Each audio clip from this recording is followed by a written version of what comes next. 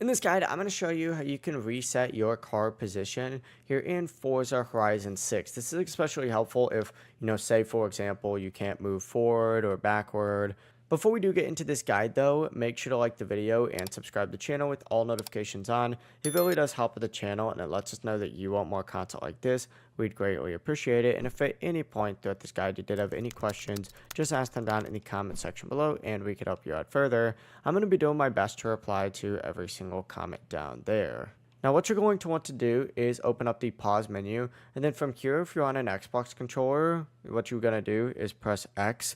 If you're on a keyboard or mouse, you need to press X, or if you're on PlayStation, go ahead and hit square and it'll reset your car's position. As you can see, it literally says reset car position right here. It'll say, are you sure? You hit yes, just like so. And then of course, after that, it's going to move your car to a usable spot where you can go ahead and drive again. In my case, I actually don't need to do that since my car is in a drivable location still, but that's going to be the full process. Nonetheless, it really is that simple. If you guys did have any questions, just ask them down in the comment section below and we can help you out further. I'm going to be doing my best to reply to every single comment down there so I can help you guys out further if you are having any issues. But yeah, before you leave the guide, make sure to like the video and subscribe to the channel with all notifications on. It really does help us out and it lets us know that you want more content like this.